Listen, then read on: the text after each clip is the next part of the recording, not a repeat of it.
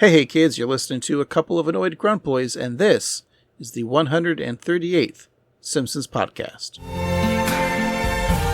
I see trees of green, where roses too. I see them bloom for me and you, and I think to myself, what a wonderful world. That's right, we're the Simpsons podcast that discusses the animated sitcom The Simpsons from seasons 11 and beyond, and the newest episodes when they're available. Why do we do it like this? Well, plenty of other podcasts have discussed the Golden Age, that being seasons 1 through 10, so we're tasked to find if any episode from the latter seasons and the newest ones can match those Golden Age episodes. I say we because I don't do this alone. I'm just one annoyed grunt boy named Craig. With me is always the other annoyed grunt boy, Steve. Hello, Craig. Hey, Steve. You know, it's been a while, but I think it's time to open the old mailbag. Oh, boy.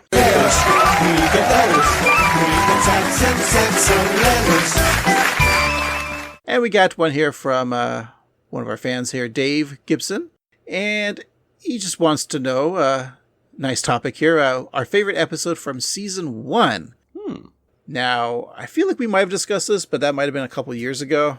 Things change. But with the Disney Plus now adding the Simpsons streaming channel, where it's just always going in order, I will find myself watching a lot of the Golden Age, as I just said, the 1 through 10 episodes, seasons 1 through 10, specifically season 1, because, you know, usually I don't go out to seek season 1. Mm-hmm. With those being on, I've watched a lot of season 1 recently, or just all of it. And my original thought of this, and I think we've talked about it, was always like season 1, episode 5, Bart the General is one of my favorites. But after watching it, some of the episodes I didn't really watch as much might be my favorites. I think that season 1, episode 11, the Grapes of Wrath, was one of the episodes that I was never that a huge fan of, but watching it now, I really enjoy that episode. It's something that I feel like is of the time. I don't know if there's still a thing with foreign exchange students. Yeah, I don't think... I mean, I don't know yet. I mean, I'll have a child that will be going to a public school in the future, but I don't know if that's a thing. I feel like with like the invention of the internet and technology, do we need exchange students? In elementary school, I mean. Right, and I think as the world evolves and America's...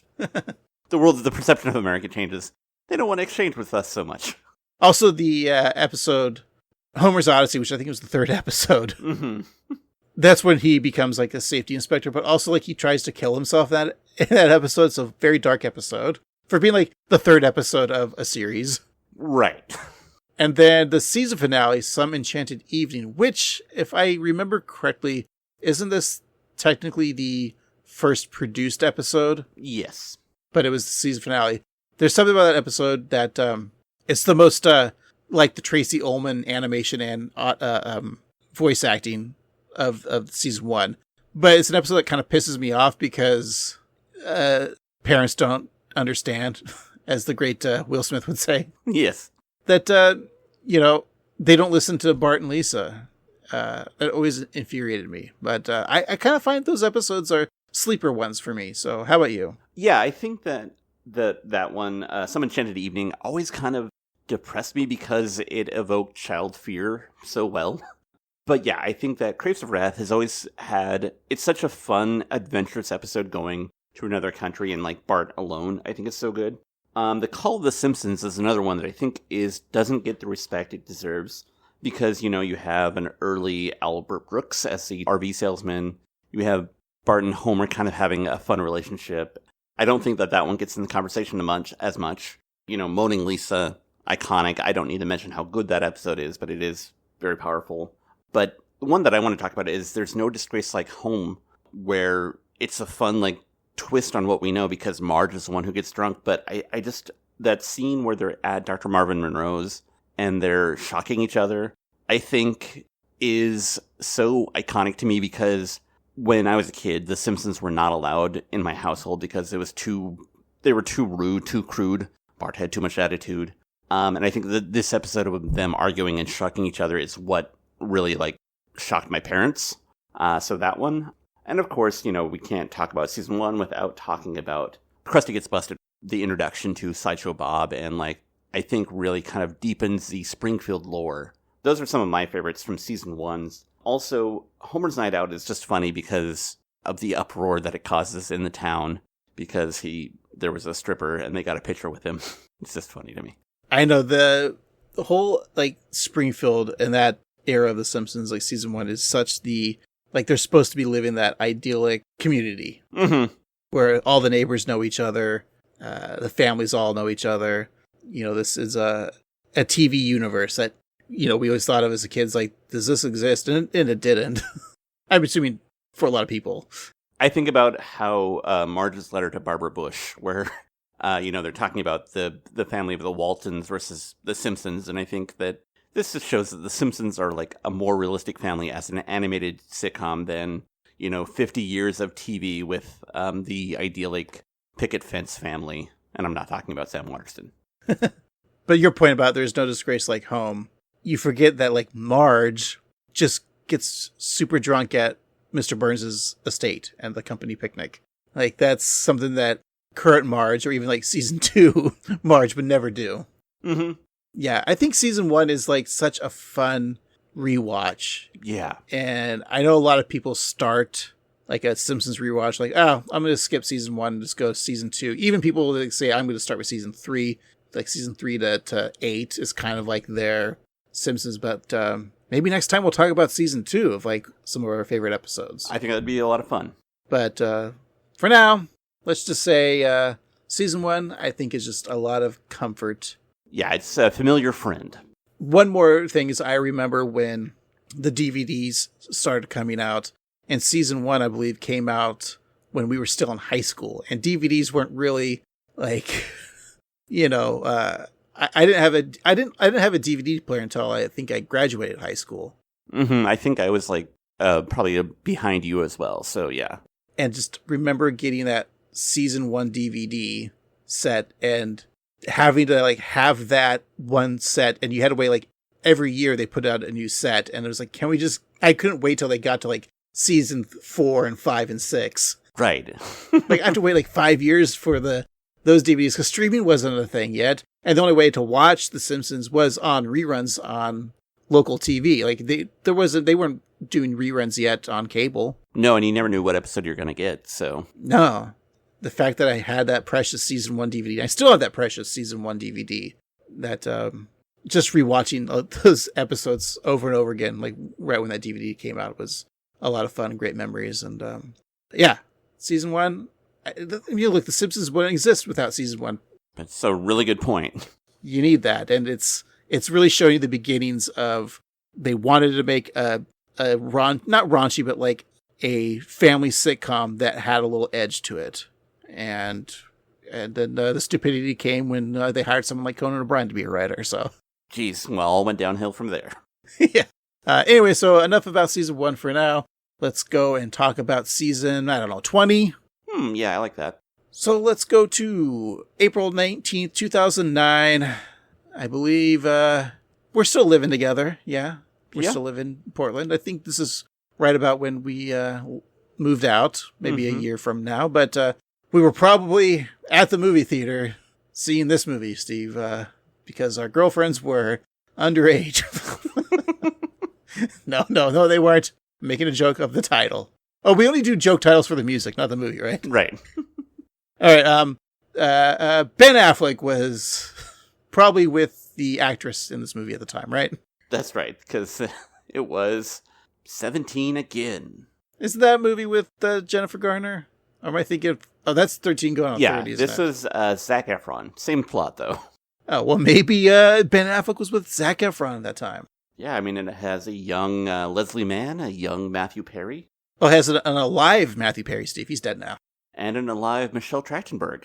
Hey, Steve, you can make a Matthew Perry joke in front of me. I'm fine, but don't joke about Michelle Trachtenberg. I'm sorry. They were just both in the movie.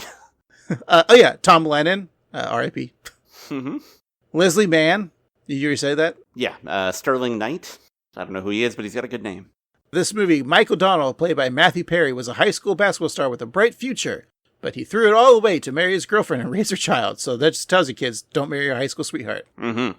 Almost 20 years later, Mike's marriage has failed. His kids think he's a loser, and his job is going nowhere. Sounds like someone I know. Mm-hmm. Me, Steve, me. Of course. He gets a chance to correct the mistakes of his past and change his life when he is miraculously transformed into Zac Efron. But in trying to fix his past, Mike may be jeopardizing his present and future. Directed by Burr Steers, who, with that kind of name, probably directed adult films before this movie. Indeed. It's rated PG-13, so they probably got one fuck in. 57 on Rotten Tomatoes, but a 67 for the popcorn meter. So, Steve, is this going to have to be an Eye Off Springfield, a Patreon exclusive movie review? I think just maybe, yeah. I think Tom Lennon's probably been on The Simpsons, right? You know, yeah, when you have someone like Tom Lennon, he's great. Like, even if he's in a shitty movie, whatever he does as his role is always good. So I love a Thomas Lennon. Mm-hmm. I'm sure Leslie Mann has done a voice on The Simpsons. Oh, yeah, she did. I'm sure. All right. I think we'll have to put this on the list, Steve. There's definitely some Simpsons connections with 17 again. Hold on, Steve. Can you give me a second? I'm here with the baby by myself, and I smell something from that diaper, you know? Did it go boom, boom, pow? She might have went boom, boom, pow, and let me just check. I gave her some cowboy caviar last night for dinner, and, you know, the ingredients in there are some corn and some pinto beans. There's another pea or like a bean in there that I put. Maybe a black-eyed pea? Yeah. So the diapers changed, Steve. So what's the number one song of the Billboard Hot 100 for that week? Why, it's Boom Boom Pow by the Black Eyed Peas. What a fall from grace that band had, right? Indeed. It's so sad. You know, they had a great group, but they just had to occupy somebody else in Fergie. Yeah. They should have, obtained another person. Someone of royalty. The king of pop, maybe, but they needed an alter ego because you can't say Michael Jackson. No. And how about my favorite character from Curb Your Enthusiasm, played by J.B. Smoove? Giving you Leon Kompowski, but sure. Steve was the hot rock alternative of that week. Why, it was You Was Somebody by Kings of Leon. So far, so good, Steve. I know both of these songs. There we go, yeah. I would almost say I adore those songs when I'm hanging out in a creek with my close friend who played Sulu on Star Trek. Of course. What's his first name? George. Yes. See, what's the hot country song of that week? Why, that's River of Love by George Strait. But love is love, whatever your tale is. As Taylor Swift would say, it's a love story. Exactly.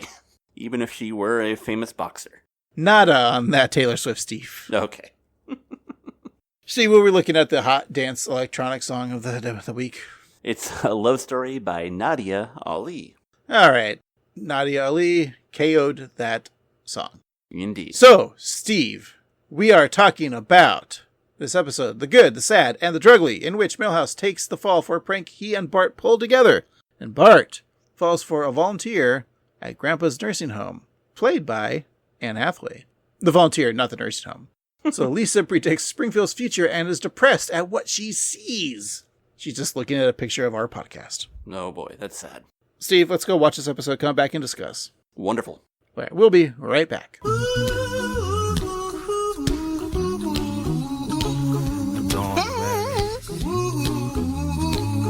Be happy. Don't worry, be happy. And we're back. Today we're talking about The Good, the Sad, and the Drugly. It's the 17th episode of the 20th season. It's episode 437 in the show's run. Original air date, April 19th, 2009. The nerd code is KABF10. Written by Marc, Wilmore. Directed by Rob Oliver. Your showrunner at the time was Al Jean. Alrighty. Marc Wilmore. We've talked about him before. He's sadly no longer with us. We lost him to the COVID-19 pandemic in 2021. But before that, he wrote a bunch of episodes of The Simpsons, including the Bart of War and Midnight RX, which we both reviewed, 4 Regrettings and a Funeral. Those are the 3 that we've reviewed so far, as well as this one. There's also Treehouse of Horror 13, which he had a part in, Treehouse of Horror 16, which he had a part in, My Pots and Broomsticks, Exit Through the Quickie Mart, The Spy Who Learned Me, and My Fair Lady from season 26. He is brother to comedian and writer Larry Wilmore, who's best known for his work on The Bernie Mac Show and The Daily Show. Marc also worked on In Living Color and The PJs. Homie, don't play that. That's right. Good show that's really problematic if you look at it through today's eyes. I mean, do they air reruns of Living Color somewhere, or can you stream it? I believe on Tubi there is you can watch it, yeah. I might know what I'll be watching later. I haven't watched an episode like that since then. It's homophobic. Just real homophobic. Oh, yeah, there was that character, too, the movie review character, right? Men on Film, yeah. Yeah.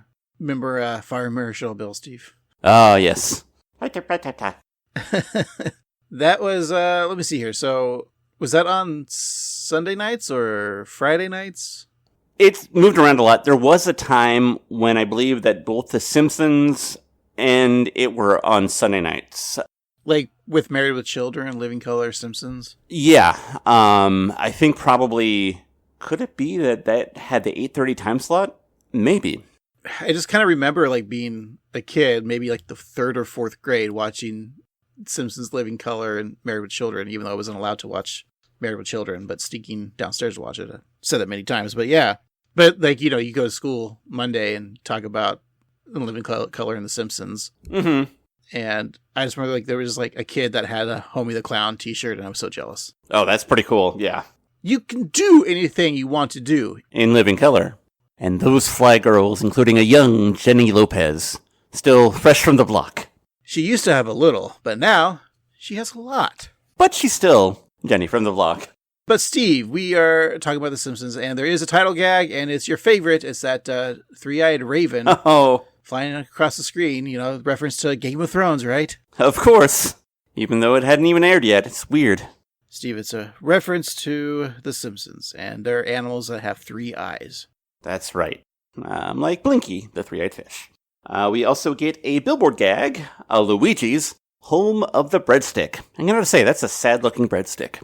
Did you ever, like, when you were a kid, go to Italian restaurants? I specifically just remember this as a child. Like, I don't go really to Italian restaurants now, but I just remember there'd always be, like, Italian restaurants, like family-style Italian restaurants that would always have, like, a jar or a glass full of, like, dry breadsticks. And that's what they consider breadsticks on the table. Yeah, I know what you're talking about. Like, they're almost like pretzel rods, but worse. But as a kid, I would eat them, and my parents would get mad because I'm filling up on that free, crappy, crunchy breadstick. Do you ever break one in half and be a walrus? That's fun. No, I would pretend I was Columbo, and I pretend it was a cigar. And just one more question. When's my food getting here? Yeah. And the waiters hate that so much, they just took a knife and jabbed my eye out. So like, there, now you're really like Peter Falk. Give me a glass eye. There you go. But Luigi's like on The Simpsons, like we've talked about it before, but I think that's kind of one of the restaurants I would love to visit is Luigi's. It's the most popular one apparently because it's in like almost all the new episodes. Right. Yeah, it's the one that survived the pandemic and it's doing just fine now. I mean, Gilded Truffle, Steve. I don't have the money to go to the Gilded Truffle. Who does in this economy? And I don't want seafood from the sea captain. He's not even a real sea captain. Although every time I watch the episode where Homer tries to eat all-you-eat seafood buffet, I kind of just want to find an all-you-can-eat seafood buffet. And if I can't find it, I'm going to drive around and go fishing. That does sound pretty good. Even if you have to eat flour from the bag. Steve, there is a chalkboard gag. And it says, I will not mock teacher's outdated cell phone. This one's kind of obvious. This episode came out in 2009. Mm-hmm. So I'm assuming Krabappel probably didn't have an iPhone because the first generation of iPhones came out in 2007. Mm-hmm. And then like the 3G was the next, and then the 3GS didn't come out until 2009. So I think even like those first generations, you weren't really mocking people that had iPhones because we didn't have first generation iPhones. Right. It was more like when it came to the 4 and the 4S and the 5. So I would think that Bart probably, he probably like has like a razor. Mm-hmm. Those were big at the time. Yeah, and she probably just has like a Nokia still. Yeah, she's probably doing the brick because, she's on a teacher's salary. Teacher salary. But do we have a couch gag? We sure do. The Simpsons use machetes to cut through a rainforest to find their couch, which happens to be occupied by an ape version of the family. So the Simpsons primates hoot and holler, thus scaring away the Simpsons humans away. Steve, I haven't watched the episode yet, so they used Danny Trejo to cut through rainforests? Exactly. In a rare second appearance, he's here just like, ow! Stop hitting me with these leaves. I'm not a knife. This is a knife. And then they went to Australia. That would never happen on The Simpsons, Steve. But our episode begins, as it always does, at Springfield Elementary. Bart confirms that Milhouse loosened every Phillips head screw in the school, while Milhouse makes sure that Bart took care of the flatheads. So then they wait to see the result of their work, and the school bell rings and then proceeds to fall to pieces. The kids, including one who looks a lot like Moe's illegitimate son, timestamp here at 1 minute and 35 seconds, far right, second row, see him? Mm-hmm. That's Moe Jr. Moju. They all rush to the desks, which then fall apart, and nothing is safe from the shenanigans of Bart and Milhouse, including Ralph's sandwich, which breaks into 3 pieces. Now, I'm assuming there's no screws in the sandwiches. I just think that Sarah, his mother, made them, but sliced it into easier bites for him. Okay, yeah, that makes sense. All right. We solved the mystery of Ralph's sandwich. Yeah. Well, the whole school, not so lucky. But he's eating it, right when the school bell rings. Yeah, come on, Ralph. It's not lunchtime. Did you ever, it would take school lunch to school and not eat the cafeteria food? Did you ever just sneak some food in before lunch? Yeah, I think I would usually get a sandwich, like pretty standard fare, like a sandwich, a juice box, a chip of some kind, and a sweet treat, like a Hostess cupcake. And I'd probably eat the chips or the cupcake early in the day, and then probably I'd save one thing for after school on the way home. You weren't allowed to eat food in the classrooms, though. Oh, there are ways. There are ways. Did you just use the restroom and take a shit and eat your cupcake? Yeah. And then get confused which one's which? I both have white on them. Well, one was dog poop and one was a cupcake. It was the 80s, after all. Yeah. Our elementary school had, bathrooms in the classrooms. It was nice. You had, a private bathroom. But then I think when you got to, the 4th grade, you had to use the actual restroom facilities. Yeah, I think, and I may have mentioned this, our kindergarten had the bathroom in the classroom, but then in 1st grade, we all went as a group, and the teacher's like, let's go to the lavatory. And I was all excited. It's like, ooh, beakers and and stuff. But no, it's just urinals and pee stains. That's no laboratory of mine. And your teacher was like, all right, all you boys, just pull your pants down and have at it. I'll watch. Right? That's what happened? Yeah. Mr. Fogel, that was his name, right? Your elementary. Yeah, sometimes he'd bring lunch too, yeah. A lot of sub sandwiches. Yeah. It's funny that he was our regular teacher, but he'd bring sub sandwiches. Ah. See, now that's funny. If you're a substitute teacher, you should bring sub sandwiches. Exactly. Well, the whole school is falling to pieces. Groundskeeper Willie tries to escape, but is trapped by the following letters above him that spell out Springfield Elementary School. The letters start to fall, and there's an F, an A, and an R, and I really thought they were going to go for the fart, but they didn't. But then the L lands on Willie's forehead, knocking him out. 3-letter N's fall to the ground sideways, forming Z's to show that Groundskeeper is out cold. Although, to be fair, there's only 2 N's in the phrase Springfield Elementary School. Boy, I really hope somebody got fired for that blunder. That's right. Maybe that was the joke, right? Mm-hmm. I'm just thinking, it would have been funny if you saw Springfield Elementary, school, but instead of, the S in school or Springfield, it was a Z. Yeah. So after laughing at their successful prank, Bart instructs Milhouse to hide the evidence while he walks around dumbfounded asking, who would do such a thing? As Milhouse goes to return the electric screwdriver to what's left of the school's workshop, he runs into a car door that happens to be hanging around the neck of Principal Skinner. So Seymour drags Milhouse to his office. He hears the shout of Superintendent Chalmers, who has a toilet stuck to his head. Skinner tries to avoid his boss, but his discount footwear is dead giveaway. So the two educators punish Milhouse together in this clip. Shh, don't tell him I'm here. I know you're there, Skinner. I'd recognize those discolored hush puppies anywhere. Hear that? He thinks my Try and Save brand shush mutts are genuine hush puppies.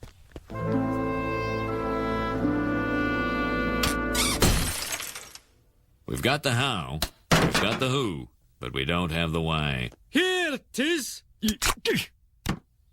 Hard to believe one lad can cause all this mayhem, particularly a lad who failed introduction to unscrewing. And I don't buy this lone prankster theory. I think there was a second fun man. And if you don't identify him, you're looking at a week suspension. A nickel. Milhouse, you realize if you're suspended, you'll be missing Taco Wednesday. Crunchy shell, ground beef, lettuce, mild sauce, and, of course, shredded cheddar cheese. Mmm. It's funny, I must have watched this episode recently, like on the Disney Plus streaming or FXX, but I just remember that description of the Taco Wednesday, which is another funny joke instead of Wednesday, it's Wednesday. But like that's just like your typical like American like cafeteria or like your Taco Tuesday at a bar. Oh, yeah. I know that flavor and it's just fine, but I kind of want that, you know, with the meat. Like just the way he's describing it, like the most basic of tacos. Nothing fancy, nothing spicy. It's just, I kind of want that. The modern parlance is white people taco night. Yeah. And yeah, it's a different experience than like a good like Mexican taco from like a place, but it is its own thing and it is kind of tasty. Like sometimes that just hits. Yeah. I haven't had a crunchy hard taco in a time, but like I've always preferred a soft taco. Mm-hmm. But sometimes like that hard taco, especially if it's like a Taco Bell crunchy, just like basic taco, that kind of does hit sometimes. Yeah. Yeah, my wife is an adult person who eats like a normal human being. I'm glad your wife's an adult, Steve. Thank you for admitting that. Yes. But no, like she eats like a sensible person. And as a result, sometimes I do too. But every now and then she'll be like, I really want Taco Bell. And so we'll get a shit ton of Taco Bell. And yeah, and we'll get those like a crunchy taco supreme. Ugh, so good. We don't do that. My wife, she's a SoCal surfer dude, you know? Okay. So her Taco Bell is Del Taco. So we got to get the Del Taco when she wants fast food tacos. So do you have to drive like 45 minutes? No, we have a Del Taco that's down the street. We actually have a close one. I've never had Del Taco, but I imagine they're like crappy good. Yeah, well, their epic burritos are really good. Okay. But what you get at Del Taco, and it's going to sound weird, but one of their best items at Del Taco is the double cheeseburger. That's what I want to try from Del Taco is their cheeseburger. It's as the kids from 2018 would say, it slaps. Yes. I am a big proponent of if you find a local Mexican place even, get their cheeseburgers. They're going to be the best cheeseburger you've ever had. Absolutely. Another little thing from that clip that I really liked is that as they were talking, the clock in the background, the hands and the numbers were starting to fall off because they're still feeling the effects of the unscrewing of Milhouse and Bart. Pretty good. So Milhouse takes the imaginary taco from Seymour's hands, ready to have a fake bite, until he sees Bart poking his head into the office. Milhouse crushes the pretend lunch in his hand, saying that he'll never rat out his accomplice. As a result, he's suspended. At Skinner's direction, Willie takes Milhouse to the big house, where he lives. The Scotsman leads the young Van Houten lad down the hallway, shouting, "Suspended man walking." So Bart and the other students look at him with pity, and Nelson offers some sign language which spells out, "ha ha," and I looked it up, it's accurate. Now, we were good little kids, and we were never, like, suspended or expelled, right? Right. As children, like Bart's age. I just don't see what's so bad about that. You get to stay home for a week. Yeah, and like even if you had some initial yelling at from your parents, which I probably wouldn't have gotten, but like if somebody did, they still have to go to work, and so you're just by yourself all day watching like Price is Right or whatever. Great. Hell yeah, yeah. I'm trying to think what my parents would do if I had to get suspended, like in the third grade. Mm-hmm. Honestly, I don't remember any kids really getting suspended. And if they did, like, obviously it didn't really matter to me because I'm not them. Was there kids that got suspended, you remember? Like, making it a big deal? I remember one time we took a trip on a boat, like a... Was it the Titanic, Steve? It was the Titanic, and then, like, they saw an iceberg, they didn't say anything, and then they're drawing a naked lady, and whatever else happens in the movie that I've never seen.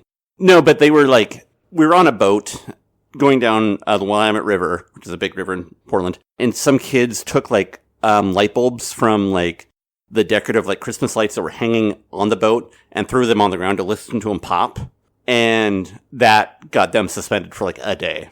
What grade? That was 3rd grade. Okay. I was thinking, like, I'm sure there was plenty of, like, kids in high school that got suspended for a week. Yeah. But, yeah, when I was thinking more like Bart's age, I don't really remember that kind of stuff. What's funniest to me is, like, when kids would get suspended for attendance issues, like... Yeah. You steal so much money. Here's some money as a punishment. Like, it doesn't make sense. Yeah. If it only worked that way. Mm-hmm. Let's rob banks, and then your punishment is you have to count all the money you stole. You did a bunch of drugs, so now you have to do more drugs. Well, Steve, Bart visits the incarcerated friend at his window, thanking Milhouse for not selling him out. Milhouse thinks that his situation sucks, having to stay inside all day listening to his father yell at Mad Money with Jim Cramer. We then see Kirk screaming at the TV about how tech stocks were supposed to be a solid buy. And Homer pulls up to pick up Bart, and vows to visit Milhouse every day, which leads Milhouse to believe that Bart is a true friend. This was the time of Jim Cramer, like, was so popular. I mean, he's still on, but does anyone really care to listen to that guy anymore? No, I think that he's proven himself to be kind of an idiot. And, I mean, John Oliver helped him with, like, those super clips of him just, like, being a crazy person. But yeah, Jim Cramer is just a charlatan. I'll take Cudlow anytime. Yeah, just start yelling like the stock is going up, and then buy, sell. I don't know the shit about stocks, Steve. Yeah, I remember I knew he reached cultural relevance because there was a time when Arrested Development was on, and they had Jim Cramer as a guest saying that you should buy into the Bluth Company. Oh, yeah. Or it was a not sell, and I was like, oh, wow, this is a big cultural moment for Jim Cramer. Good for him. I just remember, like, going to a comedy club and seeing Kramer, and he started using the N-word, and I'm like, I don't know, I'm going to have to cancel this guy. Yeah. Then he had a TV show where he's a detective, and it didn't really work. And he turned down the role of Adrian Monk for the TV show Monk. Big mistake there, buddy. Yeah, probably still regrets that. Well, as they drive away, Homer tells Bart that he's relieved that Milhouse got caught, since from Homer's perspective, Milhouse is a bad influence on Bart. Why, Milhouse could even be that mysterious graffito artist, El Barto. So Bart is dropped off at the retirement castle to spend time with Abe, while Homer parks around the corner and naps in his car. Homer rips off his pants and throws them on the roof of the car, and reclines the seat all the way back in a perfect position for napping or, for masturbating. Is this one of the first instances of seeing a caricature of El Barto? We always see El Barto, but we never see who El Barto might be. Yeah, I feel like you're right. We just see the words El Barto, but not like the image of him. So yeah, it's very possible. So I'm looking at it right now, and he's got kind of first off, I think it's a he. Mm-hmm. Like an eye mask, like a Teenage Mutant Ninja Turtle style, like eye mask. Mm-hmm. But he's got like spiky hair. 1, 2, 3, 4, 5, with like only 6 spikes, which we know that wouldn't be Bart Simpson because he has 9? Yeah. Milhouse could be spiking his hair. That could be Milhouse because of maybe that's not glasses, or maybe that's not a mask, that's glasses. Well, you're right about it being male because if it wasn't, it'd be La Barta with the feminine. Right. So that makes sense. Actually, you know who I think it is? Lester. Yeah, that's exactly what I was going to say. I think it's that kid Lester. I don't know. It's just a mystery that, like, I don't think The Simpsons will ever solve, like, who El Barto is. Mm-hmm. You know how, like, when you watch, like, Cheers, you never saw Norm's wife. Right. And when you watch Frasier, you never saw Maris. So I think The Simpsons will always have El Barto, but we'll never find who actually El Barto is in Springfield. So it's kind of like a big FU to Simpsons fans. But, I don't know. Maybe it'll be fine when the show finally ends that we don't have that answer, or that could be the final answer. Yeah, I heard in season 37 they're working on an episode where they're wondering if Lester is the elusive El Barto, but then they discover that he is actually doing other crimes as well. because he likes to have excess. So he's kind of a molester. Oh, man. Exactly. But the Homer ripping his pants off, that's pretty fun. Yeah. Seems He comfy. has to throw him on top of the car roof. It's really weird. Mm-hmm. Homer, I think, just likes to hang out and sleep in the car. Like, remember the time he took Milhouse and Bart to see Spinal Tap? He just hung out in the car while they got to see the concert. Mm-hmm. Which, why didn't Homer go in and rock out with Spinal Tap? I don't understand. Why did he stay in the car? Yeah, they're definitely more of his age group than Bart's. Yeah.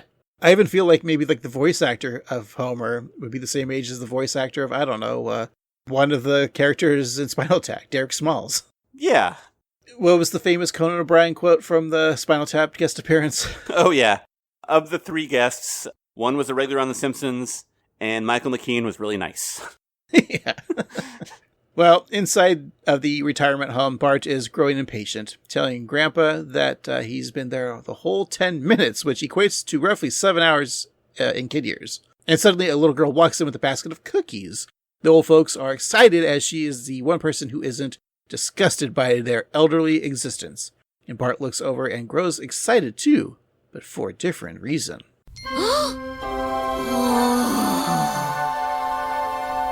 Hi, guys. I brought cookies. Chocolate chip for Donald.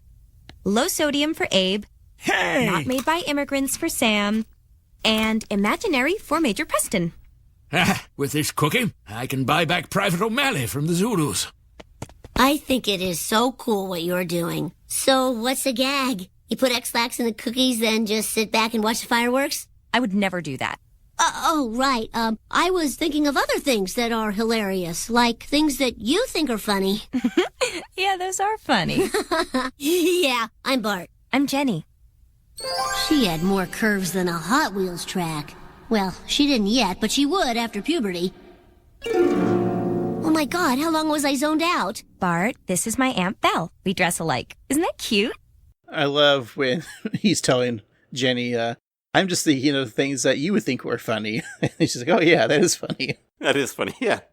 But I also like the line, she had more curves than a Hot Wheels track. Well, she doesn't yet, but she will eventually after puberty.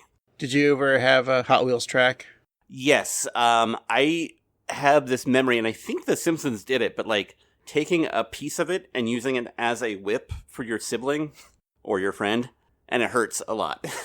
Yeah, I didn't have Hot Wheels track. I was jealous of the kids who did, because their parents were rich and bought them toys. Or found them at a garage sale.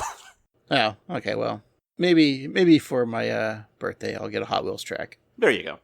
I do like when Bart wakes up from the dream and her grandma's wearing the same outfit. It's very funny.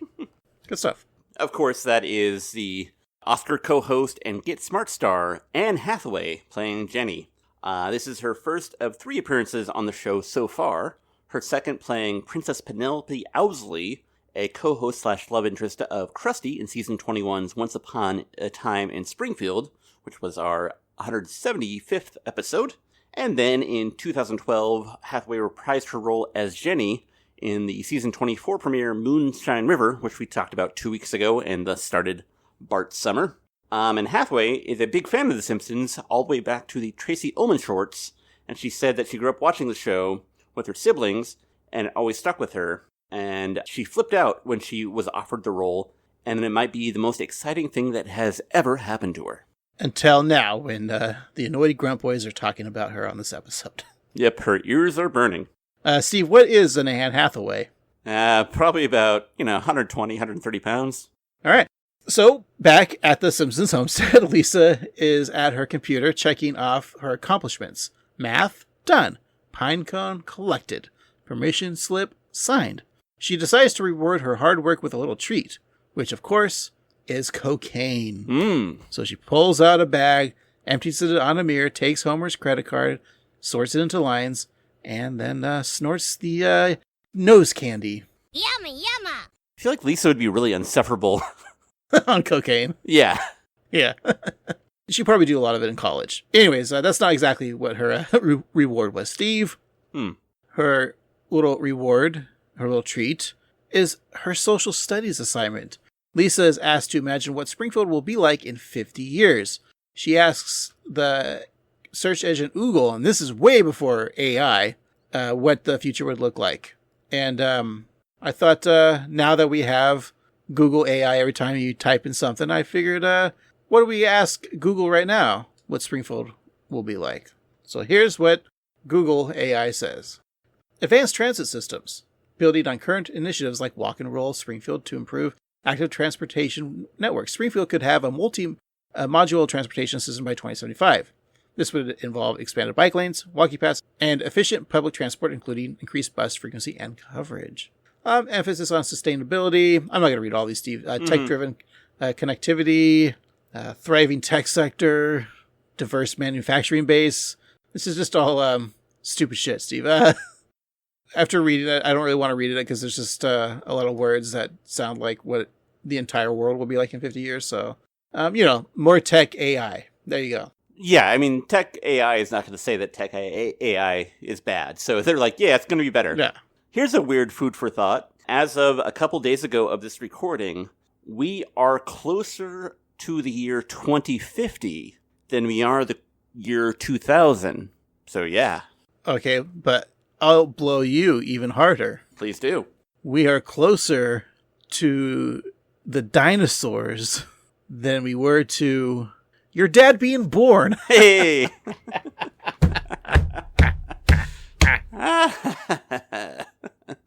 All right. So, Steve, in The Simpsons, when Lisa does this Google search, she finds this going to be far bleaker, what she imagined. There's going to be water gone, people are drinking soap. World War over, last drop of oil. Last available parking space filled forever. And last polar bear hangs self in prison. That's just a multi-layered joke of like, why is the polar bear in prison? And how does he know how to tie a noose? It's just good. Like, I just think about the crime that the polar bear committed. Clearly a white-collar crime. I'll think of it logically. I think humans put in an AI brain for the polar bear, and the polar bear went crazy, then they take him to prison. So there you go. That makes sense. Yeah. Like, how far are we away from, like, putting AI brain chips something into, like, an animal to make it, like, the AI to, like, actually control the animal? Oh, yeah. Like, I could see, like, a pet dog, but it has AI in it. And so, like, it can, like, talk to you and make you less lonely. That sounds like a horrible future that I totally want. I don't think if there was an option to have your pet talk to you, I don't think I'd want that. No, I don't think I would either, because I live in a studio apartment, and my wife goes out of the house sometimes, but my pets don't, and so, yeah. I mean, is there a reverse chip for our wives so they don't talk to us? Oh, that's 90s humor for you. Mm-hmm. On the playground of Springfield Elementary, Bart is spittin', watching Jenny say her prayers before enjoying her lunch.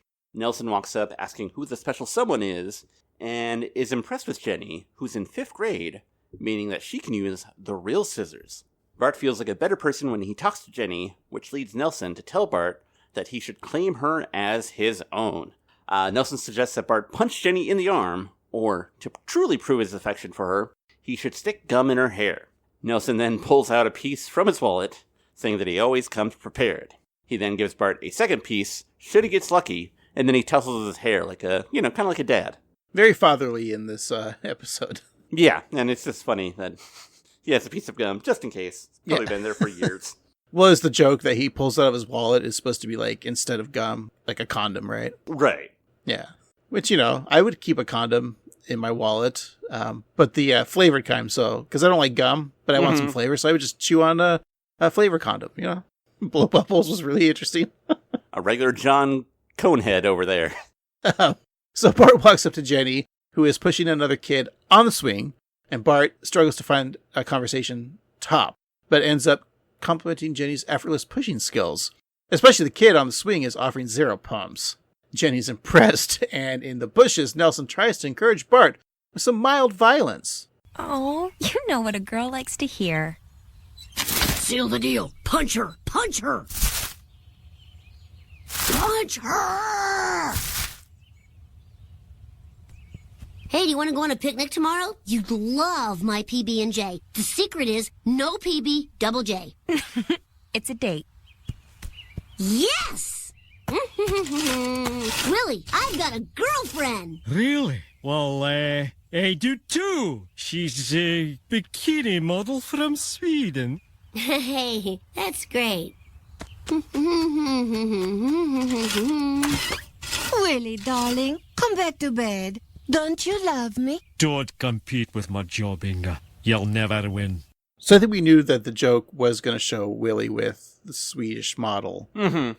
I feel like it could have been a tweak to it, though. Like, maybe she wasn't a Swedish model. Maybe she was a Norwegian model and he was embarrassed to be seen with a Swede. I don't know. That's pretty funny. I mean, because, yeah, they're, like, to an American audience, the exact same thing, but that's a good joke. That's a good plus-up. So, in the second grade class, it's time for the students to present their social studies report. Miss Hoover brings up Ralph Wiggum to describe his vision of Springfield in 50 years. Ralph clears his throat and says in 50 years, the vacuum cleaner will be quiet and not scary. After the children applaud politely, it's Lisa's turn to present. She's clearly upset by what she's discovered and mocks Ralph's optimism, stating that there will be no Springfield in 50 years. Now, I must say that Ralph's vision of a very quiet vacuum cleaner is like reality now, right? There's like more and more vacuum technology where it's not as loud as it used to be. So pets aren't scared. This is a great future for Ralph. It's true. Roombas. Zumba's the dance. Roombas are very quiet, and I've noticed that, like, with my cats, they are not nearly as scared of the vacuum as they once were. So yeah, Ralph is, predicting the future, and it's coming true. It's also same with the vacuums of the lawnmowers. Mm-hmm. There's all these battery-powered lawnmowers now where they don't make the loud sounds of the gas-guzzling lawnmowers. Actually, I gotta say, like, when we were at your child's birthday party, the house owner used his leaf blower, and it was the most quiet, effective leaf blower I've ever seen. Like, there was no loud noise, and it just worked. We're making progress. Absolutely, Steve. All right. Well, Lisa goes on to warn of global warming trapping CO2 in the atmosphere, superheated oceans rising, thereby drawing to the lowlands, leaving what's left of humanity baking in deserts that once fed the world. For added effect, she dumps a box of sand on the ground, acting as the ashes of the future that we have destroyed. She gives a stark omen of darkness falling on humanity, which leaves the kids frightened and awestruck. One kid screams as he leaves his desk and jumps out of the window. Always funny when a kid jumps out of the window. Unless you're Eric Clapton's kid. Exactly. Jesus. Too soon? Yeah, he's a dick. The kid or Eric Clapton? Both. People don't know what I'm probably referencing. It's such an old reference. Yeah, I mean, you're right. But he is a dick. Yeah, he's a huge racist. Yeah, Eric Clapton. Look it up. So Lisa is sent to the principal's office where Skipper Principal Skinner prescribes her outburst as either a sign of deep emotional imbalance or perhaps a passionate response to a sobering truth. Whatever the case, the answer is intensive therapy. So Lisa asks what good therapy will do when the world is in ashes. Skinner isn't sure, but requests that when she does go, she return a copy of Sports Illustrated magazine, which mysteriously ended up in his bag. It seems that they are always putting things in his bag, Seymour states with shifty eyes. Do you know, I tried to look it up and I didn't see, is that like the basis of a real Sports Illustrated cover? I don't know. Okay, fine. That's fine. I mean, let me look. Sports Illustrated is a magazine. Yeah. Okay. It looks... I'm not sure who that is. What year is this? 2009? I don't think it's Griffey. Could it be Sosa? No. It could be A-Rod. Yeah. Could be Ryan Howard. Not the guy from The Office, Steve, the baseball player. I mean, it's just probably any Sports Illustrated that had a baseball player on it, Steve. That's fair. Okay. Don't ask me stupid questions that I can't answer smartly. All right, I'll answer you smart questions that you can answer stupidly. Thank you. At a picnic by a duck pond, Jenny asks Bart, aside from visiting seniors, what he does to make the world a better place. Bart stammers for a moment and then sees Homer walking by. Thinking fast, Bart tells Jenny that he spends a great deal of time working with a mentally challenged guy. And he points to Homer, and Jenny remarks that that guy seemed really high-functioning. But Bart tells her to wait a moment, and then Homer reaches the pond, and he and his reflection get into a fight because his reflection is shaking its fist at him. So Homer backs away from his own image, saying that he's not looking for any trouble, and then drops his wallet in the water as a peace offering. Is this a good use of dumb Homer jokes? Like, not realistic? Like, a season 1 and 2 Homer wouldn't act this way, but... Yeah, I think that this is... That's an interesting point, because I do think it is dumb enough that it wouldn't be in classic Simpsons, but it's not so dumb that it's annoying. So I think that while we're kind of in the era outside of Jerkass Homer, but before we get into Good Parent Homer, and we're just kind of into Doofus Homer, I think this is good. Yeah, I laughed at the scene. That was great. Yeah. Because it's also like Bart knows that he's a dumbass, and that always helps that Bart is smarter than Homer. Yeah. So Bart and Jenny's romantic day continues with a serene boat ride. As he rows the oars, Bart comments that Jesus also really enjoyed robots, which is extra impressive since he could have had turned his robot into a jet ski. Now there's Bart being dumb. But, you know, if Jesus knew what a jet ski was, I'm pretty sure he would make jet skis for everyone. Yeah, I can walk on water, but why do that when I can just kick ass on water? Yeah. I know, like, there's a stigma with jet ski owners as being, like, douchey. But I want a jet ski, Steve. I've always wanted a jet ski. I remember at a point my sister and her husband bought matching jet skis, and yeah, it's kind of a douchey move. But no, they were fun. Yeah, it sounds like something a cop would own, right, Steve? Exactly, a cab. Because those people are cops now. Right, both of them. Yeah, and they listen to the show. Thanks for listening, Treese. ACAB, as your Stevie said. Jenny is distracted from Bart's theological musings by Dolph, Jimbo, and Kearney, who are playing keep away with a duck tossing its chick to each other, while the mother quacks in fear. Jenny asks if Bart can do anything, and he bravely stands up on the boat and swims towards the bullies. So Bart stops himself mid-swim, realizing that the bullies just may kill him, and he wonders why he's doing this, and then looks back and sees Jenny basking in the sun, and he has his answer. So as he approaches the bullies, Bart asks politely for the duck without being beaten up. But Jimbo explains that there will have to be a little beating, but Bart begs for their good nature as he is trying to impress a girl. Dolph points out that they're all trying to impress someone, and leaning against a nearby tree, Shauna says that either the duck or Bart have to suffer, or no one else is getting their action from Shauna. And then she reminds everyone, both them and the viewer, that she is, in fact, Shauna. Is this the first appearance of Shauna, or have we seen her canonically before? Definitely not the first appearance, but I don't think that she was quite the character that we know her as today. Probably not even a Chalmers yet. Probably just the female bully. Is this maybe like her second appearance? Yeah, I think so. Just like, hey, remember like from 3 seasons ago we had this character named Shauna? Well, there she is again. I'm Shauna. I am Craig. As Bart lies face down in the water after receiving a mild yet painful beatdown, Jenny's impressed. She tells him that if the ducklings understood his sacrifice, they'd probably stop biting his leg. Meanwhile, Homer, Marge, and Lisa are visiting the Pediatric Mental Wellness Group, a place for when your kid's gone cuckoo. Lisa receives some treatment while Bart tries to change his image. We believe Lisa is suffering from environment-related despair. Oh, it's even worse when you know it has a name. Now don't worry. She'll be fine after years of expensive treatment. And we have a new drug to combat this syndrome. Ignoritol. Let me show you how Ignoritol works. It turns this to this. Huh? Lisa's a little young to be taking happy pills. Marge, we came to an appointment in the middle of the day. That's the most a parent can do. We done here? Oh, go ahead. Numb me. Mom, can I get those dishes for you? What's your angle, mister? No angle. If this girl I'm seeing comes here, and she might, I wouldn't mind if you told her I was the kind of boy that does the dishes. Yeah, busboys get all the chicks. So I gotta say something that kind of irks me is that Homer's statement about the busboys getting all the chicks. First of all, incredibly classist. Homer, you've had an entry-level job. There's no shame in any job. It's all good. But also, the busboys don't wash the dishes. They usually just gather the dishes, and then the dishwasher washes the dishes. And if you've worked in a kitchen, you know that the dishwasher is like one of the most important roles because people need those dishes. So, boo on you, Homer. Mind if I play advocate devil? Sure, go ahead. I don't like a busboy. I like a taxi woman. Oh, I prefer a Uber person. Thank you very much.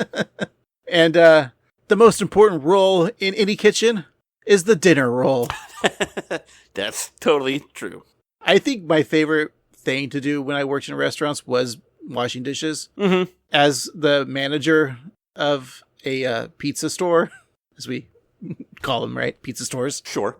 Because that was the best time to get away from everything, get away from customers, get away from employees, was just go back and doing the dishes because you're by yourself and you can be with your thoughts and not have to deal with the assholes of the day. That's true, yeah. And there's a certain catharsis about washing dishes that I always kind of liked. Like, you know, you have a clear mission, it's there, it's done. You know, you're physically like moving things around. It's good. I like it. Yeah. Except for like when you have to do it at home. It sucks doing it at home. Yeah, then it's really bad. In that clip, it was a visual gag, but I really like it when they're in the therapist and the doctor, who didn't have a name, but I'm going to call her Dr. Tress, said that Lisa will go from this to this, and then she holds up a model, and she just turns a frown upside down. Really, really fun visual gag. So the school bus arrives, and Lisa sarcastically remarks that she is off to a school where her mind will be prepared for a future that she'll never see. After diagnosing his daughter with a case of the Mondays, Homer gives Lisa her first dose of Ignore-It-All, and so she takes a pill while on the bus, stating that she's going to Disneyland. The medication takes effect quickly, and Lisa looks out of her window to see a man and a dog on the street begging with a please help sign. As What a Wonderful World plays, the panhandler's head and the dog's head have been replaced, in Lisa's eyes, with a smiley face. Barney drunkenly stumbles by, his head also a smiley face, which is now vomiting several smaller smiley faces. Lisa serenely watches as a smiley face construction crew cut down a tree, which spews the yellow smiley faces, causing it to rain happiness. Oh. Even a factory polluting smokestacks is now emitting the happy faces in the mind of Lisa. It's a fun visual. I feel like I had a weird memory of this. Like, I was worried that we had seen this episode before, but I think that I just saw this online somewhere, and the image of, like, puking smiley faces just stuck with me. Maybe you too had watched this episode like I did and not realized it. It's very possible. I do that sometimes. Maybe in an alternate universe, we had already reviewed this. Yeah, in the 616 universe. Whoa. Are we still the Annoyed Grunt Boys, or are we the Happy Moan Girls? Which sounds like a totally different show. Well, whatever it is, we don't have powers like Spider-Man or the X-Men. We're still annoying podcasters. The only thing is that we can't get Lady Gaga off our show. Yeah. Well, in that universe, she's like a mutant that isn't a successful musician. An actor. Right. She's our restaurant's taxi lady. Exactly. At the dinner table that evening, Bart sets the table, surprised to learn how simple it is. If he knew it was this easy, he would have just done it years ago, rather than throw tantrums. This may be all an act, but Marge doesn't care. She's just happy that Bart has finally become the boy that every mother dreams of. A girl. Well, enjoying their meal, Jenny notices that Homer pouring gravy into a wine glass and examining it as though it were a fine Pinot Noir. Homer approves of the vintage, so he pours the gravy onto his plate. I feel like I have to taste gravy more than I have to like taste wine like Homer does, because gravy is a fickle bitch. It is, like yeah. when you're making it. If you oversalt it, you're kind of fucked. And then you're like, okay, well, now let's put some acid in there to maybe balance that saltiness, but then it's like, too acidic. And then if you got 1 ounce of lumpiness in there, it's just going to ruin the whole batch. And yeah. Gravy can kiss my ass. I hate making gravy. I like it. I just hate it. I can do a good biscuits and gravy, like country gravy, but other than that, I'm lost. And it's allowed to be chunky, you know? Yeah, and it's very forgiving because you just add more flour, add more milk until it's what you like. So yeah. But yeah, the brown gravy, it can be tough, so I totally understand.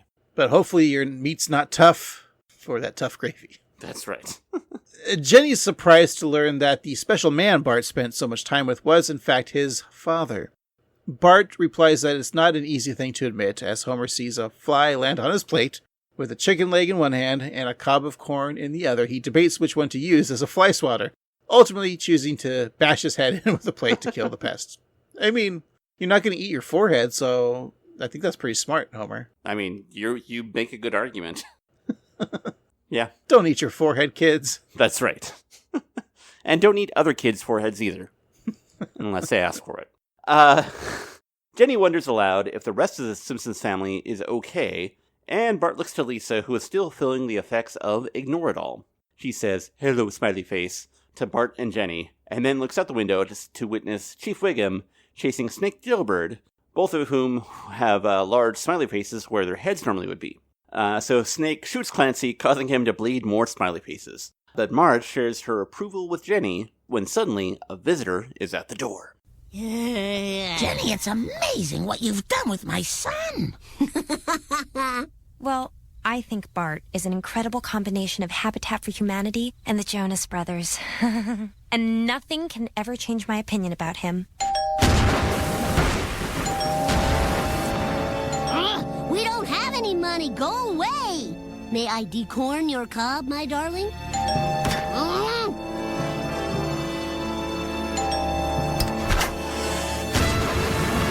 Why didn't you come to visit me, Bart? Yeah, I meant to. I've just been so busy. My schedule's been all like, But what could be more important than your best friend? Who's this, Bart? Oh, I see how it is. Actually, I don't. My glasses are fogged. I think my favorite bit with the Lisa smiley faces is the Snake, Jailbird, and Wiggum. That was my favorite of the vomiting of smiles.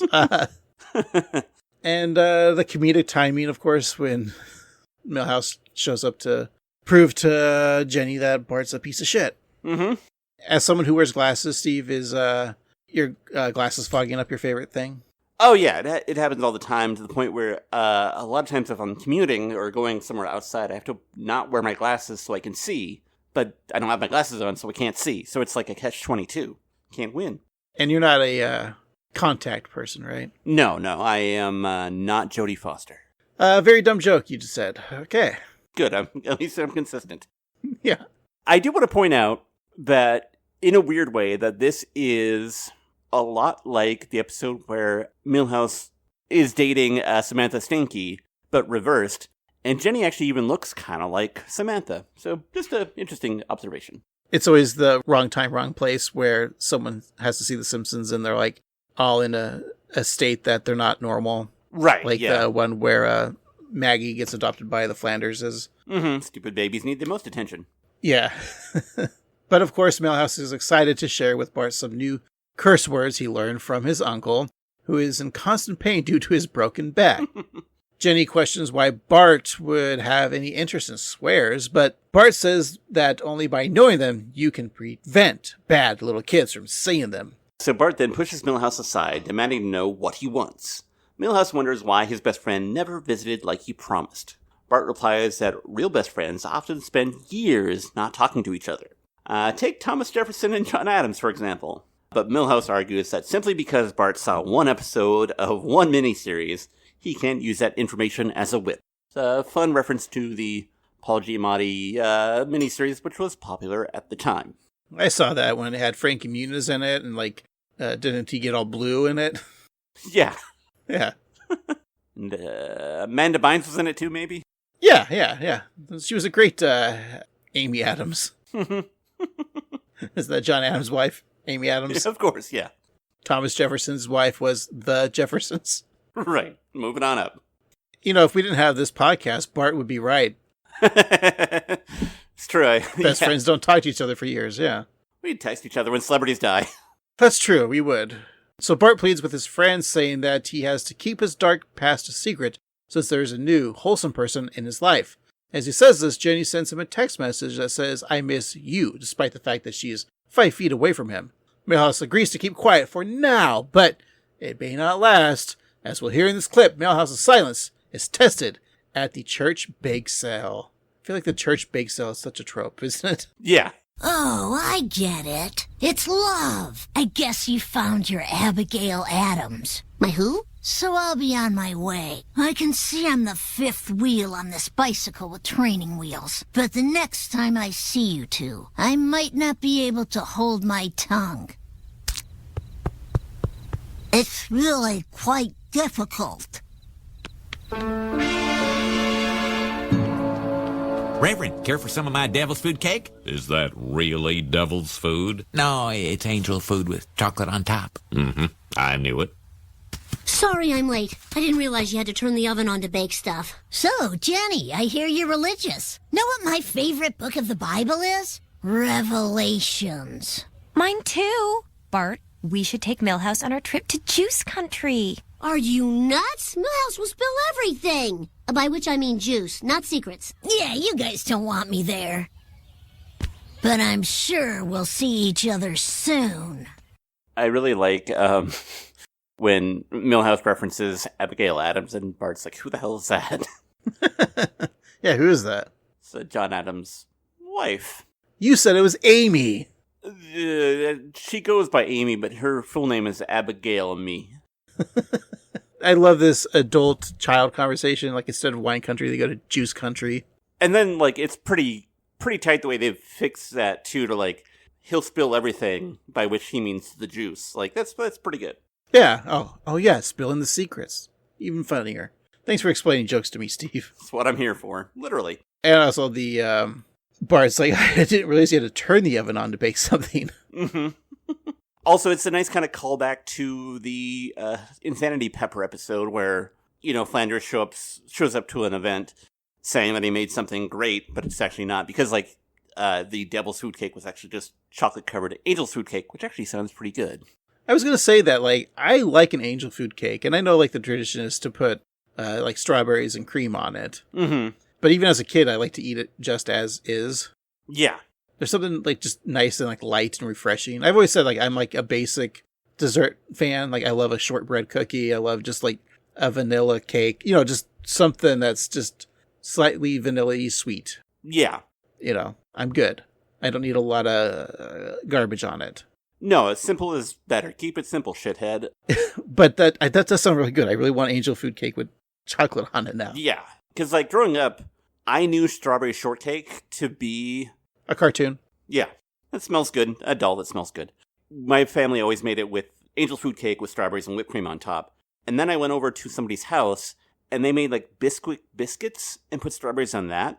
And that just was like, it doesn't work in my head because I want it to be good, but no, like, I can't compartmentalize it because biscuits are for gravy. Angel food cake is for strawberries. And, like, it was not bad, but it wasn't right. Well, that's Popeyes, the fast food chain. Like, they have, like, that strawberry biscuit. It's just their biscuit with, like, strawberry glaze and, like, strawberries in it, which they're okay. You're right. Yeah. They're not something to write home about. I'm not going to Popeyes for dessert anyways. Right. We all know Popeye's dessert is some olive oil pussy. That's right. You know, I mentioned Bart not realizing that you have to turn the oven on. Mm-hmm. I was just thinking, like, in the future, what if you just, like, put, like, your casserole or your cake or everything together, you put it in the oven, and you don't turn anything on, just the oven senses what it is, and then bakes it at what it's supposed to be. That's the future. Yeah, Lisa, that's the future that we should hope for, not your pessimistic bullshit. I think we have the future that Ralph wants. Yep. Quiet vacuums and smart stoves. So Milhouse walks away backwards, keeping his eye on Bart. He avoids stepping on a dropped piece of cake, keeps his sight on his friend as people walk by, and then walks backwards onto a teeter-totter from one side to another. And then he walks into a trash can. Jenny sees that Bart seems tense, so she offers him some cookies, but Bart feels no relief, as those cookies are all in the shape of Milhouse's head. So he brushes the cookies off the plate, revealing an image of Milhouse, angrily folding his arms, with a text that says, "We used to be best friends." And this happens to be number 6 in the series, so Bart screams and tosses the commemorative plate to the ground. Lisa sits on her bed with blissed out smile as Bobby McFerrin's Don't Worry Be Happy plays. She lets out a giggle of joy and sees her room filled with dozens upon dozens of yellow, happy, smiling faces. One of these faces grows closer, its eyes and mouth also smaller, smiley faces. Lisa warns the hallucination that if it doesn't stop smiling, it just may receive a kiss from her. Ooh. Well, in reality, Maggie is holding up a running fan towards Lisa's face, the blades just nearly slicing up her lips. Marge arrives just in time to unplug the fan, stating that Lisa is off the drugs. And also, Marge, you should really put covers on those fans, because you have several children in the house. It's really dangerous. So Marge dumps the pills in a waste paper basket, where they are quickly consumed by Santa's little helper. Again, you should be a better parent, Marge. Don't leave drugs in trash cans where the dog can get them. The dog feels the effects of the drugs instantly, as Maggie pushes the fan towards the dog's face. Also, don't you think REM's Smiling Happy People should have been played instead of Bobby McFerrin's Don't Worry, Be Happy? Yeah, I feel like that song one is a little cliched, but yeah, that would have been great. Wait a minute, is this a episode of Are You Talking REM, Remy? I think so. Dun, dun, dun, dun, dun. Yeah. All right, Bart takes Jenny to the Springfield Squidport, where he assumes they will avoid Milhouse since he always gets nosebleeds when he's at sea level. Jenny is amused by Milhouse, especially the way he shakes her by the shoulders and says, "I don't know the real you." As they walk by a mural showing Children of the World, Bart declares that he is tired of talking about Milhouse. Just then, Milhouse emerges from the wall. Hello, Bart. Surprised to see me at sea level? Well, you can't bleed out your nose when your heart's broken. Milhouse, could you stop being creepy for just a minute? No. Jenny, do you see how the dolphin in that tank seems to shy away from Bart? Why might that be? Oh, Jenny, I can't take the pressure anymore. I have to come clean. I'm only pretending to be good. Before I met you, I was El Barto, Skinner's Bane, the Sultan of Spitwads, the Dean of D-, the Ikarumba Kid. No.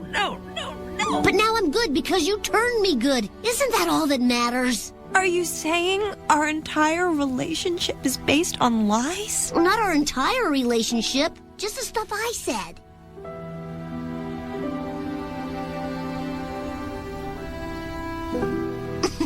I can't believe she dumped me. Wait, did Bart just say he was El Barto? That can't be true. I must have misheard that. I think he got lost in the moment, admitting all the things he's done wrong, and he kind of lost sight of himself, and he's just admitting to things that he didn't commit. Okay, yeah, it scared me for a second. I know. There's no way he's El Barto. Okay. We don't know who that is. But one thing that he did do that the dolphin admitted, but in dolphin speak, he once made a dolphin swim in 7-Up, which is either cool or gross. I don't know. I'm not a dolphin. As a child, that was my dream, to have a swimming pool full of 7-Up, because it was my favorite sugary drink. Mm-hmm. 7-Up's good. Would I do it now? Probably not. Mm-hmm. Unless there was also, vodka in the pool. Yeah, of course. Back at home, Bart weeps into Marge's lap. Homer offers the fatherly advice that the girls will come and go, but Bart will always have his family. Unfortunately, this just makes Bart cry even harder. Homer then begins to sob as well, realizing family is all that is left at the end of the day. So at the Quickie Mart, Bart chugs a Shrek-branded squishy saying, "Hit me again, Pooh." As Pooh refills the large paper cup, he warns Bart that whatever he's looking for, it isn't at the bottom. A 512-ounce cup of Shrek Berry Blast. As we see the cup's image of the swamp-dwelling ogre surfing on a wave of cash advertising the drink's new higher price. Apu points out that at the bottom of the cup is the Stump Shrek Trivia Quiz, if answered correctly, and entitles Bart 10% off a Shrek DVD, excluding the first two. That's like last week's episode, they were throwing shade at the Pirates of the Caribbean 3, so this one is they're throwing shade at the sequels after Shrek 2. Mm-hmm, which I don't think I've seen anything beyond Shrek 1, and I'm fine with it. I know I saw Shrek 1, but that was when it came out, and haven't seen it since. Maybe one of these days I'll watch it again, because I have a child. There you go. Well, I heard the Vagina and Boots movie is pretty good. Or the sequel is supposed to be really good. I've heard that too, but you don't know the backstory, so I'll be lost. Yeah, Apu's offering those DVDs, but Bart groans with indifference, and Lisa, who had a B story to Bart's A story, offers something she's learned. Bart, in my concurrent adventure, I learned a really important lesson. You can't wallow in despair. Face things as they really are. You're right. I've got to straighten this out. How much for these roses, Apu? $10. Okay, what happened to my roses, Apu? You said you'd watch them while I shopped. No such conversation took place. What am I going to put on my grandmother's grave? How about this standee from last year's Super Bowl? Sold. Grandma, a lot has happened. I went to a condo presentation, I put down my deposit, but then they lost funding mid-project. That crane just sits there every day, rusting. I'm so sorry I tried to deny who I really was. You deserve better. I'll never hurt you again. Can you forgive me? Oh, Bart. I was born forgiving you. I got a lot to say about that clip. You may start. All right, so the fact that the roses were for Lenny's grandmother's grave, hilarious. That alone, great joke. He shows up and the tombstone says Lenny's grandma. Right. Great. And then he puts the standee of Duffman holding a keg to Tampa. That's great. And then his sad story about the condo that he went to that fell through. I don't know, just all around, that clip really kind of solidified this episode for me. Like, that was great. Also, of course, the fake out where we thought that Bart was going to go to Jenny, but instead he went to Milhouse. Which is really funny that a 10-year-old boy would give another 10-year-old boy flowers. I mean, there's nothing wrong with that, but this is something that would never happen. Exactly, yeah. Lenny's bit is the saddest thing ever because it just proves that he's one of the saddest characters, has no life. Yeah. Like, he was probably expecting, like, if he lived at that condo, he'd probably meet somebody, like the other neighbors, and make friends, but Nope. Poor Lenny. So Bart tells Milhouse that he's always been there for him, promising to never turn his back on Milhouse again. And in the nearby bushes, Nilsson whispers to Bart, telling him to punch his best friend. So Bart gives Milhouse a gentle tap on the arm, and the two boys agree to a makeup prank. So with the help of the Zamboni King, Bart and Milhouse have covered the hallways of Springfield Elementary with a sheet of ice. Just as classes let out, the students step out of their classrooms, slipping and sliding on the ice. Skinner calls Bart, Chalmers calls for Skinner, and Bart calls for music. And Milhouse plays the Blue Danube Waltz on his MyPod, and then pulls a rope to make it snow.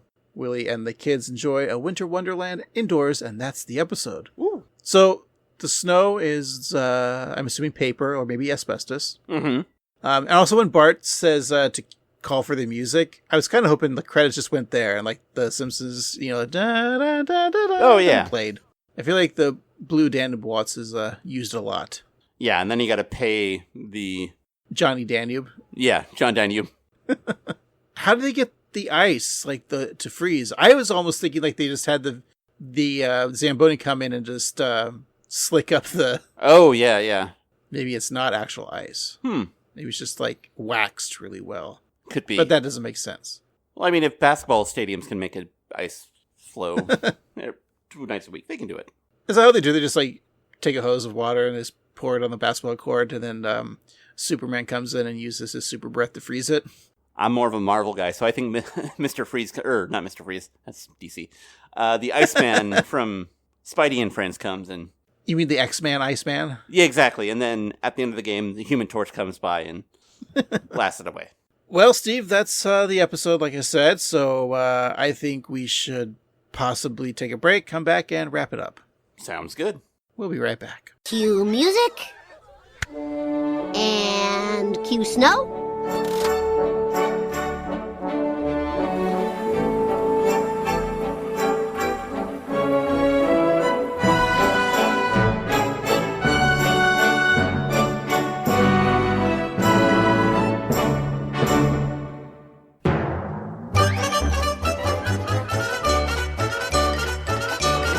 And we're back. All right, Steve, let's wrap up this week's episode, The Good, the Sad, and the Drugly.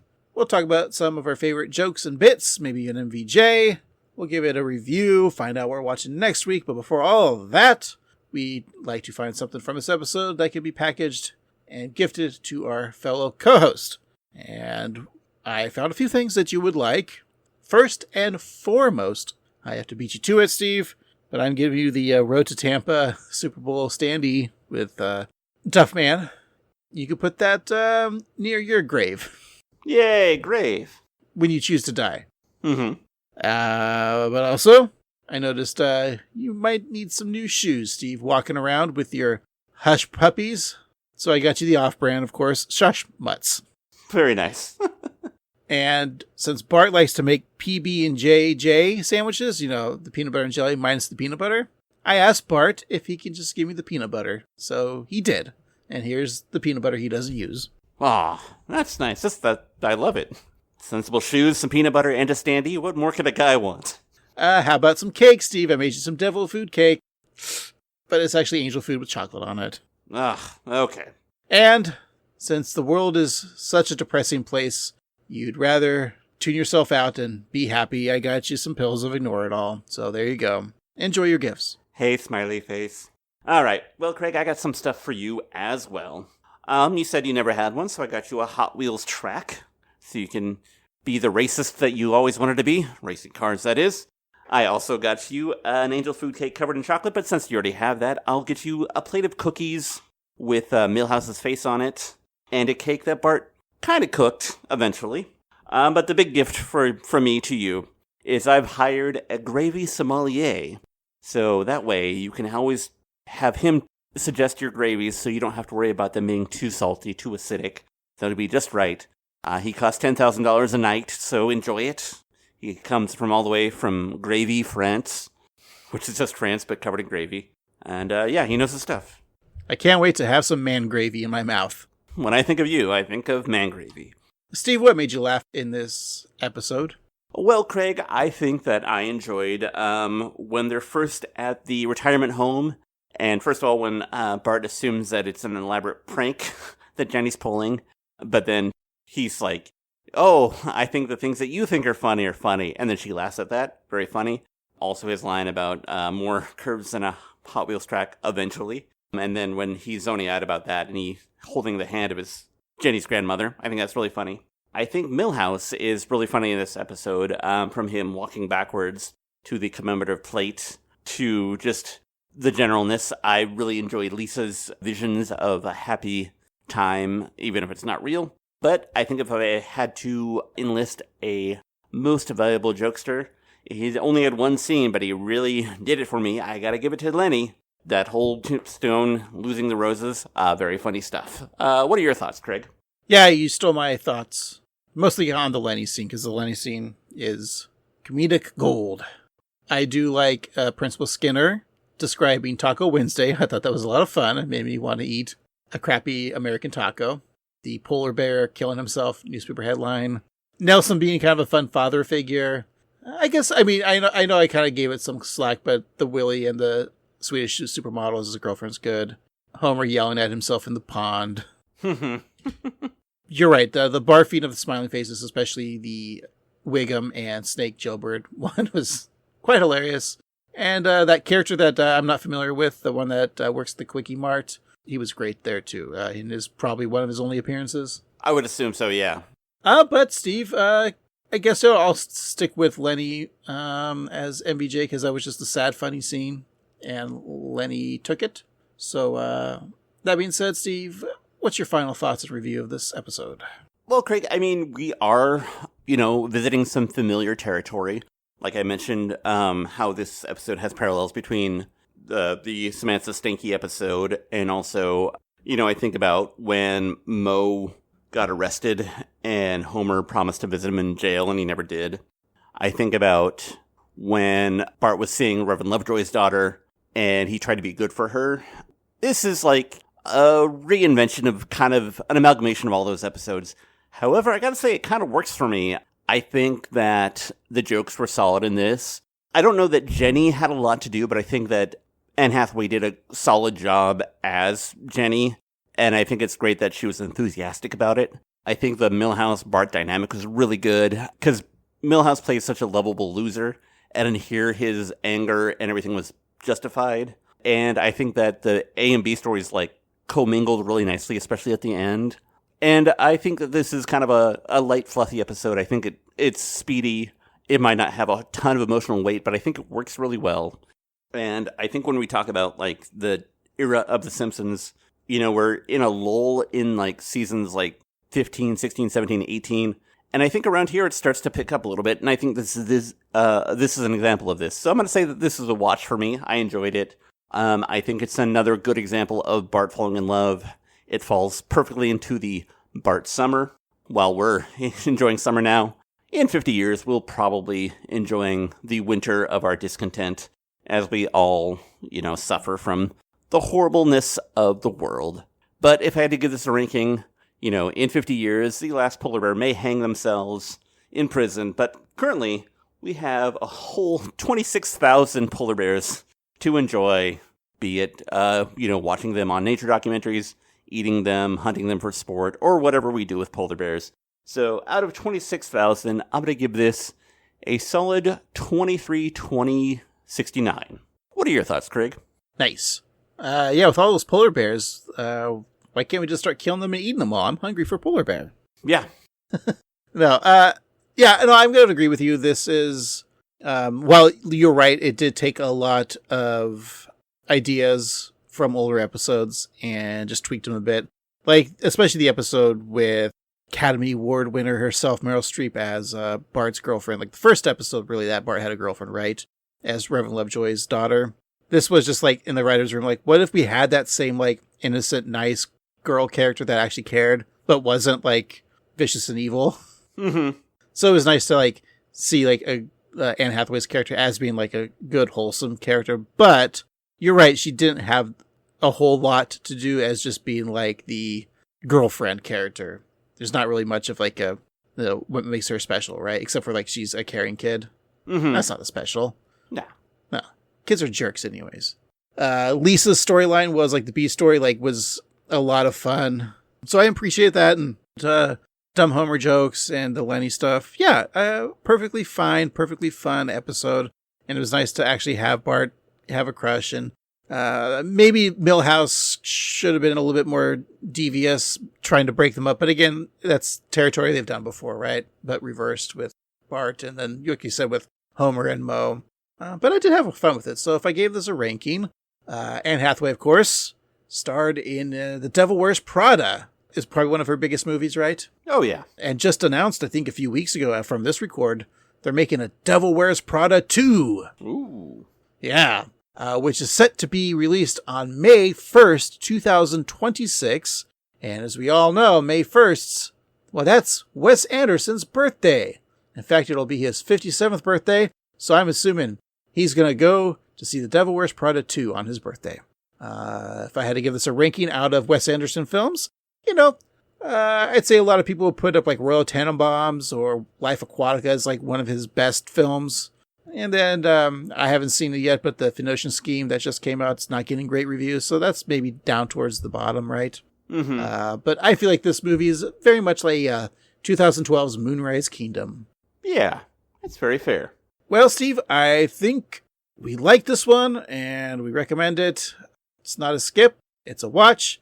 And I'm having fun checking out Bart's Love Life for this summer.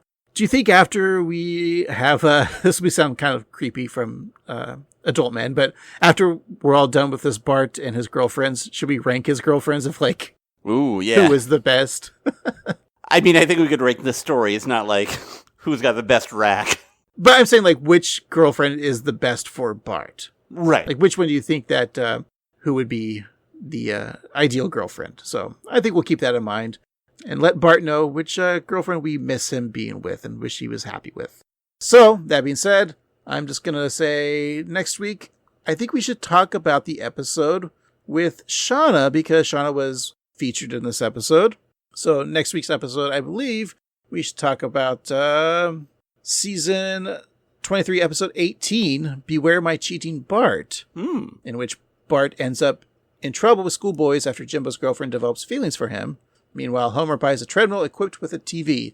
Now, Steve, you did this to me last week where I gave you the episode title and the description, and you didn't let me do the parody title and parody description. Right. So pretend you didn't hear anything. So what do you think the episode title is from season 23, episode 18?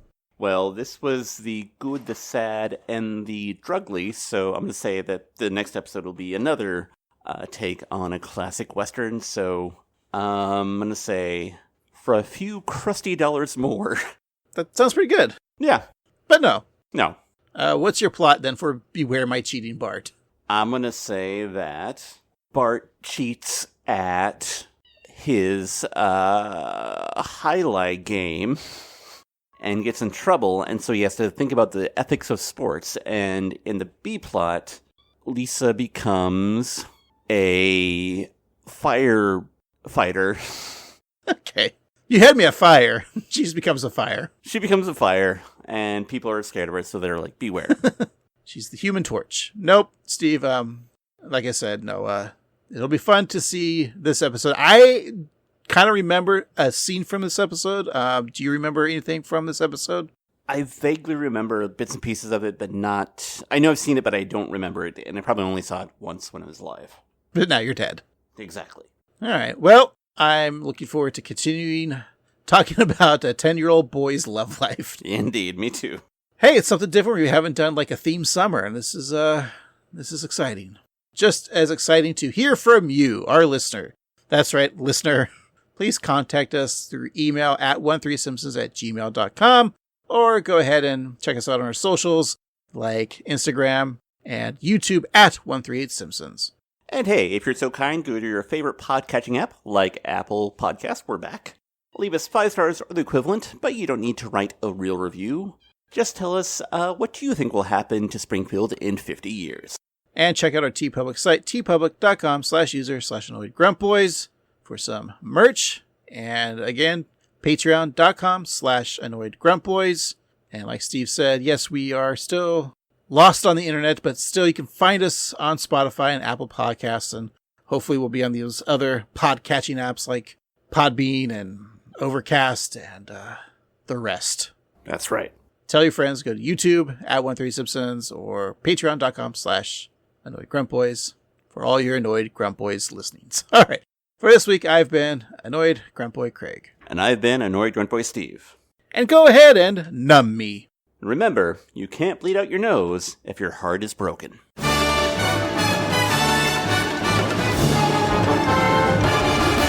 Crunchy shell, ground beef, lettuce, mild sauce, and of course, shredded cheddar cheese.